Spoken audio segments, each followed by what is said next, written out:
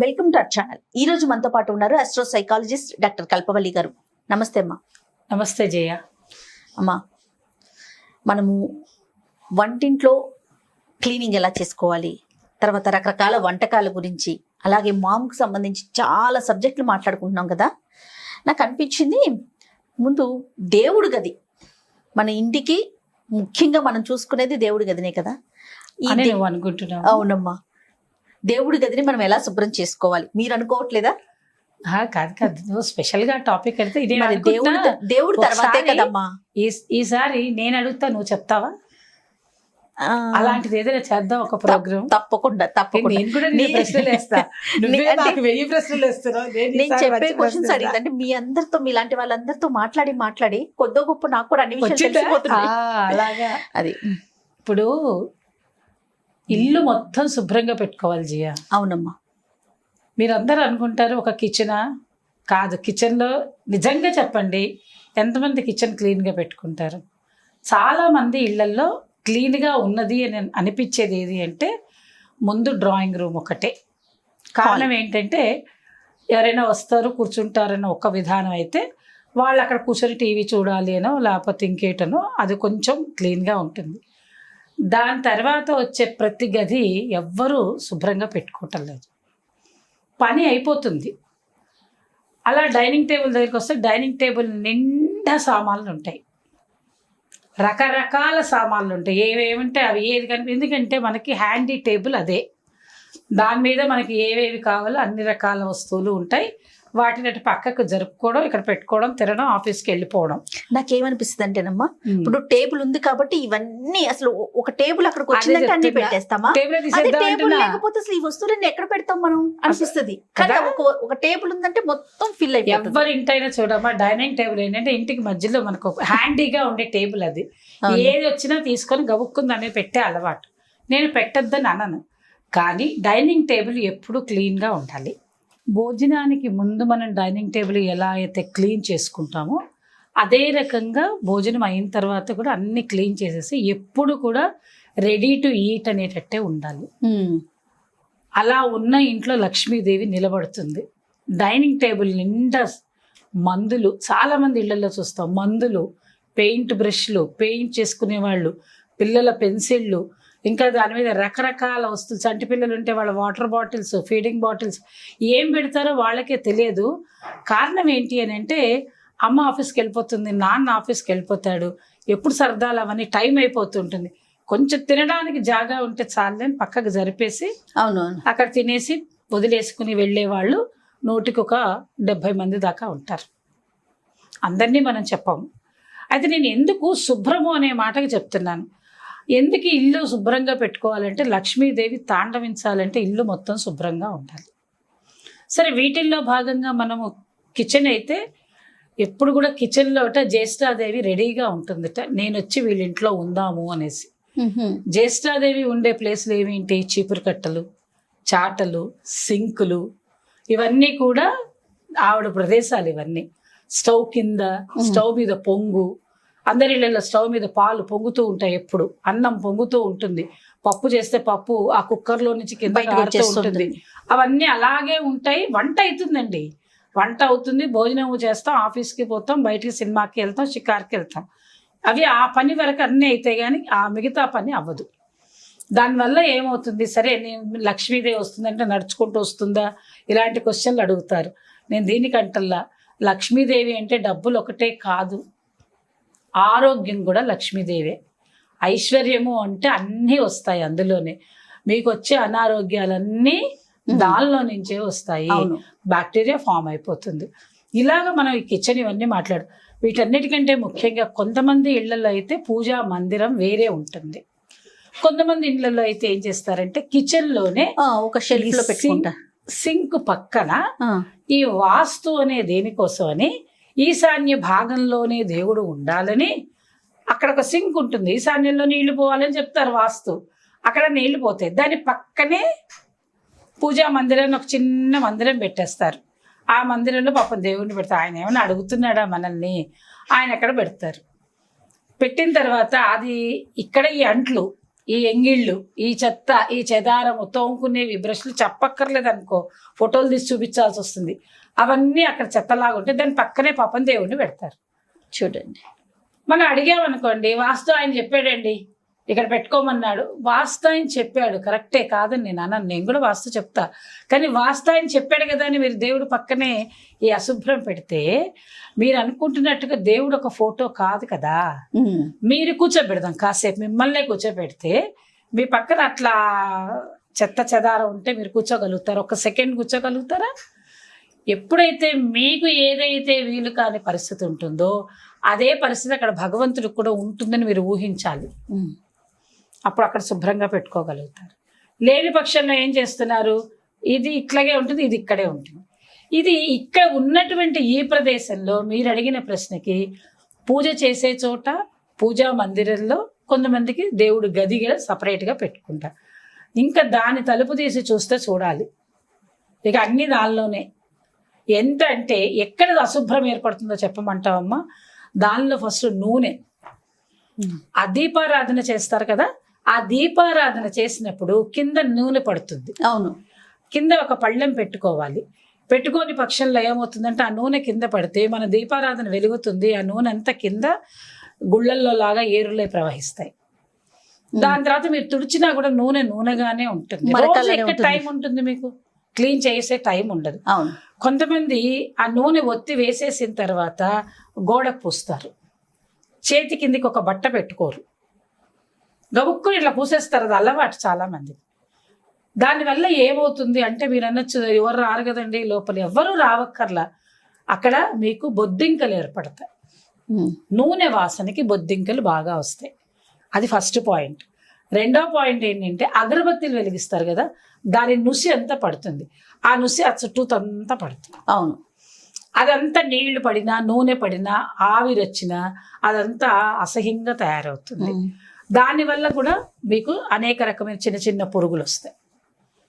వీటితో పాటు ఫోటోలు పెడతారు. కొంతమంది ఇళ్లలో చిన్న చిన్న విగ్రహాలు ఉంటాయి, కొంతమంది ఇళ్లలో ఫోటోస్ ఉంటాయి. ఆ ఫోటోలకి పూల దండలు వేస్తారు. ఆ దండలు కొంతమంది ప్లాస్టిక్ దండలు వేస్తారు, ఎప్పుడు బాగా కనిపించాలని. ప్లాస్టిక్ పూలతో ఉండే దండలు, వాటిని రోజు తీయరు. దాని మీద అంతా డస్ట్ పడుతుంది. ఏం డస్ట్ పడుతుంది? బయట నుంచి వచ్చి కిటికీలో నుంచి వచ్చే డస్ట్ కాకుండా ఈ అగరబత్తీలో నుంచి వచ్చేటువంటిది, అది కూడా దాని మీద పడుతుంది. అక్కడంతా ఫోటోలు అంతా దుమ్ము ఏర్పడిపోతాయి. రోజు తుడవకూడదు, రోజు తుడిచే టైము ఉండదు, రోజు తుడవకూడదు కదా, అందుకని దాన్ని అలాగే ఉంచేస్తారు. అక్కడ అశుభ్రత ఏర్పడుతుంది. రెండవది పూలు పెడతారు. పూలు పెట్టిన తర్వాత ఆ పూలవన్నీ ఏం చేస్తారు, ఎండిపోతే ఆ పూలు దానిలో పడుతుంటే అక్కడ మొత్తం అన్నీ తీయరు, నిర్మాల్యం. ఆ పూజల దగ్గర నుంచి వచ్చేవన్నీ శుభ్రంగా తీసుకోవాలి. అవి తీయకపోయినా కూడా వాళ్ళు 1 రోజు 2 రోజులు 3 రోజులు ఉండేసరికి అక్కడి నుంచి కూడా పురుగులు వస్తూ ఉంటాయి. అక్కడ ఎలాంటి తెలుసా అంటే ఎగిరే పురుగు వస్తుంది అక్కడ ఆ పూల దగ్గర నుంచి. అవి కాకుండా ఇంకా ఏమవుతుందంటే నీళ్లు పోసినప్పుడు కొంచెం కొంచెం నీళ్లు కూడా అక్కడ కనుక మిగిలిపోయాయి అనుకోండి, ఆ నీళ్లు చెమ్మ వచ్చి ఒకవేళ మీకు చెక్క మందిరాలు ఉంటే దానిలోకి వెళ్ళి చెదలు వస్తాయి. ఒక్క దేవుడి రూమ్లో కాక్రోచులు వస్తాయి, చెదలు వస్తాయి, ఎగిరే పురుగులు వస్తాయి, చిన్న చిన్న ఎగిరే పురుగులు ఉంటాయి. ఇవి కాకుండా ఇంకా నెయ్యి వేస్తాం కదా దేవుడికి నైవేద్యం కోసం అని, ఆ నెయ్యి డబ్బాలు కనుక మీరు తడి తగిలింది అనుకోండి, దానిలో నుంచి ఒక రకమైనటువంటి వాసన వస్తూ ఉంటుంది. ఆ నెయ్యి చాలా రోజులు ఉంచుతారు, ఎవరు ముట్టుకోకూడదు అని అక్కడ పెట్టి దాన్ని తడి చేత్తో వేస్తే అది కూడా వాసన వస్తుంది. అంటే పూజా మందిరంలో మనం ఏవైతే చెయ్యకూడని పనులు ఉంటే అవన్నీ చేస్తారు అక్కడ, హడావుడి పూజ చేసుకోవడానికి. కాబట్టి ఇలాంటివన్నీ అక్కడ అందరూ చేస్తారని కాదమ్మా, జనరల్ కండిషన్స్ మనం మాట్లాడుకుంటే కొంతమంది చెప్పొచ్చు, కొంతమంది చెప్పలేకపోవచ్చు. కానీ వీటిని శుభ్రపరచుకోవడం ఎలాగా, ఇది మన టాపిక్. ఇవన్నీ ఉంటాయి కాబట్టి దీన్ని ఎలా చేయాలి అని అంటే, దేవుడి రూమ్ని రోజు శుభ్రం చేసుకోవాలి. ఫోటోలు మీరు అమితంగా ఫోటోలు పెట్టకండి. ఏదైనా 2 కానీ 3 కానీ మీకు ఏది శుభ్రం చేసుకోగలుగుతారో ఆ ఫోటోలే పెట్టుకోండి. ఒకవేళ మీరు పూలమాలలు తెచ్చే శక్తి మీకు ఉంటే పువ్వులు తీసుకొచ్చి మాల కట్టి వేయండి, లేదా మాల కొనుక్కొచ్చి వేయండి. ప్లాస్టిక్ పూలు దేవుడి రూమ్లోకి తేవద్దు. ప్లాస్టిక్ అసలు వాడకూడదు, ప్లాస్టిక్ పూలతో పెట్టకూడదు. ఎందుకంటే అమ్మవారు చైతన్యమూర్తి, అలాంటిది ఆవిడకి చైతన్యమే ఇష్టం. అలాంటి మాతకి తీసుకొచ్చి మీరు ఎండిపోయిన పూలో లేకపోతే ప్లాస్టిక్ పూలో పెడతారంటే కుదరదు. కాబట్టి అవి ఆ పని మాత్రం చేయకండి. ఇంకా ఏం చేయకూడదు అని అంటే పూలు కట్టి పెట్టండి, లేదంటే పువ్వులు తీసుకొచ్చి ఒక్కొక్క పువ్వే పెట్టండి. చాలా మంది చేసే తప్పేమిటి అని అంటే ఇళ్లల్లో చెట్లు పెంచుకోండి, రోజు 2 పువ్వులు పూసిన చాలు, ఆ పువ్వు తెచ్చి దేవుడికి పెట్టండి. పక్క వాళ్ళ ఇంటికో ఎదురింటికో వెళ్తూ వెళ్తూ వస్తూ వస్తూ వాకింగ్ అని బయలుదేరి వాళ్ళింట్లో వీళ్ళింట్లో కొమ్మలు వంచి పువ్వులు కోసేసి ప్లాస్టిక్ వాటిని డబ్బాల్లో వేసుకొని, ఈ ప్లాస్టిక్ కవర్లు ఉంటాయి ఏదైతే వాడకూడని కవర్లు వాటిల్లో వేసుకొని వచ్చి పెట్టడం, దానివల్ల మీకు ఫలితం రాదు. అవునమ్మా. కాబట్టి దేవుడికి ఇవాళ ఎన్ని పూలు పెట్టారు, అన్ని పూలు రేపు తీయాలి, మీరు ఆ సమయం మీరు వాడుకోవాలి కదా. కాబట్టి పూలు జాగ్రత్తగా పెట్టాలి. చక్కగా దేవుడికి మీరు కనుక దీపారాధన చేసినట్టయితే కింద ఒక పళ్ళెం పెట్టి చక్కగా ఒత్తి వేసి, ఒత్తిని వంచకూడదు, వంచినట్టయితే నూనె కారుతుంది. ఎప్పుడు ఇలా ఉండాలి, పై జ్యోతి ఇలా ఉండి ఇలా వెలగాలి. ఇలా కొడిగట్టకుండా దాన్ని లోపలికి పెట్టి దాని కొస మాత్రమే ఇలా పైకి నిలబడేటట్టుంటే చక్కగా వెలుగుతుంది. ఎంత కావాలో అంత నూనె పోయాలి. ఆ నూనె పోసి కిందికి పోయేటట్టు చేయకూడదు. ఒకవేళ మీరు నెయ్యితో దీపారాధన చేసుకోవాలనుకుంటే అది ఒక్కొక్కళ్ళ వీలుని బట్టి చేసుకుంటారు. కొంతమంది కొన్ని రకాల నూనెలతో చేస్తారు. కాబట్టి వాళ్ళ ఇష్టం ప్రకారంగా చేసుకున్న కుందొత్తులు చేసుకున్నట్టయితే జాగ్రత్తగా ఒత్తిని పైకి పెట్టి కొంచెం నెయ్యి వేసి ఆ నెయ్యి వేసి దీపారాధన చేసుకోండి. అప్పుడు ఇబ్బంది లేకుండా ఉంటుంది. అగరబత్తి పెట్టేటప్పుడు అగరబత్తి స్టాండ్లో ఇట్లా నిలబెట్టి దాని కింద ఒక పళ్ళెం పెట్టండి. అది దానిలోనే పడుతుంది. 2 రోజులకు ఒకసారి దాన్ని తీసేయండి. నీళ్లు పడితే వెంటనే తుడిచేసేయండి. 2 పూట్ల పొడిగా ఉంచుకోవాలి. అంటే అక్కడ మీకు తడి ఉండకూడదు, శుభ్రంగా ఉంచుకోవాలి. ఫోటోలని బూజులు దులుపుకోవాలి. అది ఎప్పుడో ఒక రోజు కాదు, వారానికి ఒకసారి శుభ్రంగా బూజులు దులుపుకోవాలి. ఎందుకంటే అన్నిటికంటే అత్యంత పవిత్రమైన స్థానం ఏంటంటే మన పూజా మందిరమే. మనం కూర్చునే, మనం ఆరేసుకున్న బట్ట కానీ మనం కూర్చునే విధానం కానీ చక్కగా 2 టవల్స్ పెట్టుకోవాలి. అక్కడ చిన్న చిన్న నాప్కిన్స్, చెయ్యి తుడుచుకోవడానికి. మీరు దీపారాధన చేసినప్పుడు చేతికి నూనె అంటుకుంటుంది, అది తుడుచుకోవాలి చక్కగా దాన్ని పెట్టి. మీరు పూలతోటి పూజ చేస్తారు, కుంకుమతో పూజ చేస్తారు కదా, కుంకుమ చేతికి అంటుకుంటుంది, అది తుడుచుకోవాలి. బట్టకి తుడవకూడదు. అందుకని అవన్నిటి వల్ల ఏమవుతుందంటే ఆ నూనె వాసన వల్ల ఆ కుంకుమ, నూనె, అక్షింతలు, అగరబత్తిలు ఇలాంటివన్నీ ఒకదానికొకటి కనుక కలిసిపోతే, ఇంకా కొంతమంది ఏం చేస్తారంటే పుస్తకంతో చదువుతారు కదా, ఆ పుస్తకానికి అంతా ఈ నూనె పట్టిస్తారు. సరస్వతీదేవికి అసలు నూనె తగలకూడదు. లక్ష్మికే ఈ నూనె కానీ నెయ్యి కానీ, సరస్వతీదేవి అంటే పుస్తకానికి అస్సలు నూనె తగలకూడదు. అందుకే చెయ్యి తుడుచుకున్న తర్వాతనే మీరు చదవాలి. చేసేటప్పుడు పూజ చేసేటప్పుడు ఇలాంటి జాగ్రత్తలన్నీ తీసుకోవాలి. తీసుకుంటేనే ఆ పూజా మందిరంలో చక్కగా మంచి సువాసనలు వచ్చేటువంటి ఒక్క అగరబత్తి వెలిగించినా చాలు. ఆ పరిమళంతో మీరు అక్కడ కూర్చుని హాయిగా ధ్యానం చేసుకోవచ్చు, పూజ చేసుకోవచ్చు, మీరు దేవతార్చన ఉంటే దేవతార్చన చేసుకోవచ్చు. ఇలాంటివన్నీ చేసుకునేటానికి వీలుగా ఉంటుంది. కాబట్టి ఇల్లు శుభ్రంగా పెట్టుకుంటూనే పూజా మందిరాన్ని ఇంకా బాగా శుభ్రంగా పెట్టుకోవాలి. చాలా మంది ఇళ్లలో పాపం 3 రోజులు 5 రోజులు వాళ్ళు వెళ్ళకపోయేసరికి ఆ మందిరాన్ని మూస్తారు. మూసి తర్వాత తెరిచిన తర్వాత అంతా లోపల పాడైపోతుంది. కాబట్టి తడి తగలనివ్వకుండా ఆ పువ్వులన్నీ ఎలా అంటే అలా పడేయకుండా జాగ్రత్తగా చేసుకున్నట్టయితే మీరు శుభ్రంగా ఉంటారు, మీ పూజా మందిరం శుభ్రంగా ఉంటుంది. ఆ ఫలితం కూడా మీరు బాగా పొందగలుగుతారు. కాబట్టి ఇలాంటి విషయాలన్నీ మనం జాగ్రత్తగా కనుక చేసుకున్నట్టయితే పూజా మందిరంతో పాటు మనం ముందే మాట్లాడుకున్నట్టుగా కిచెన్ కూడా క్లీన్ చేసుకుని చక్కగా దేవుడికి నైవేద్యం వండుకొని తీసుకొచ్చి అక్కడ పెట్టుకోండి.